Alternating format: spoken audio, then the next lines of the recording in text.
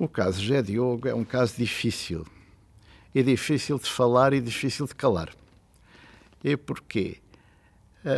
Em termos muito simples, é uma história banal e é um proprietário agrícola rico de Castro Verde que vai expulsar, vai despedir um trabalhador rural, e o trabalhador rural fica sem trabalho e brigam, discutem, agridem-se, e de uma facada, com um canivete, aliás, dado pelo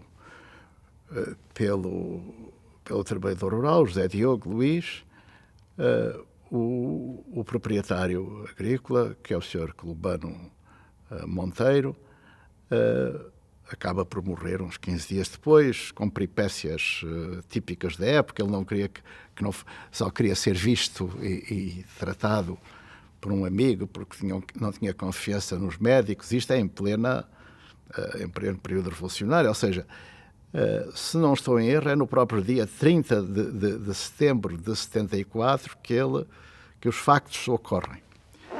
E portanto, o José Diogo fica preso e nós herdamos, eu e o escritório que entretanto tinha montado em Portugal, já em 75,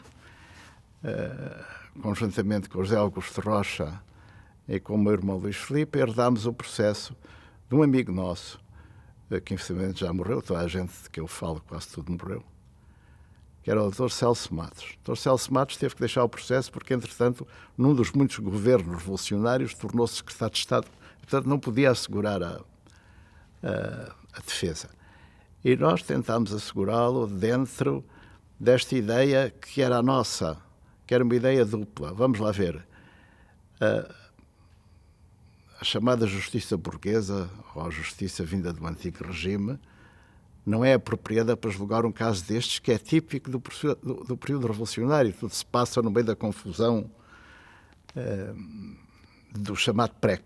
Portanto, é preciso uma nova justiça, uma justiça diferente, que nós apelidámos justiça popular, o que deu origem aos mais variados equívocos. Também deu origem aos mais variados equívocos a defesa que asseguramos, a defesa em si do acusado de homicídio, do réu. A partir de certa altura, aquilo transformou-se num processo também de reivindicação popular na zona, em Lisboa, e saiu-nos da mão. Saiu-nos da mão e aquilo passou para um grupo ligado diretamente ao chamado PCPR, que era uma emanação da UDP, ou era a UDP, que era uma emanação do PCPR, não sei, e que transformaram um bocado o José Diogo Luís numa espécie de herói. Bom, não era isso que nós queríamos, nós achávamos que se era preciso uma justiça diferente, era preciso também o respeito da lei e manter uma serenidade, porque concebíamos, e sempre foi a minha ideia básica, que o direito é a arquitetura da sociedade. Agora, se o direito é antigo e o prédio está a ruir, tem que ser substituído, mas tem que ser substituído por outro prédio e não pela anarquia. Bom, isto tem a ver com o seguinte, e é aí que entronca o interesse do Fernando e do Luís Galvão Teles, que fez depois o filme que se baseou no que eu escrevi, pelo facto é que, num caso destes, Orestes, Antígona e Creonte são polos de um triângulo, de uma situação em que há vítimas e há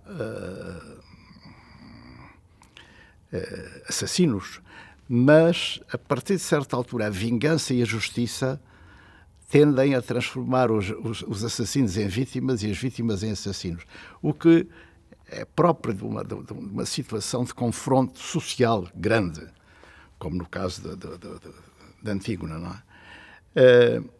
Portanto, tudo isso transforma o processo de José Diogo Luís em algo de uma espécie de cenário, uma espécie de argumento, uma espécie de peça teatral com muitos dramatis personae, em que se confundem os papéis. O papel pode ser desempenhado por vários, e em que o próprio autor, e os autores seríamos nós, os advogados, são ultrapassados e se tornam eles próprios personagens. E isso transforma a situação numa situação extremamente ficcional, interessante do ponto de vista E é isso que fascinou o Fernando e fascinou o Luís Galvão Teles, de modo que A Liberdade para Zé Diogo, que eu escrevi e que o Luís filmou e que foi editada pelo Fernando, é de facto um reflexo desse interesse dele e desta bipolarização completa da situação que é típica de uma época em Portugal e que felizmente foi ultrapassada, mal ou bem, enfim, terminou. As revoluções são coisas boas em Portugal e infelizmente Portugal não é capaz de mudar de regimes sem revoluções. Às vezes as revoluções fazem com que tudo fique na mesma em Portugal. E aqui o essencial da revolução foi de facto a democracia, isso é que é o importante. A justiça precisava muito de reforma, como continua a haver-se, mas há outras reformas que também não se fazem. Portugal, para fazer reformas, é um país difícil. Prefere fazer revoluções a reformas.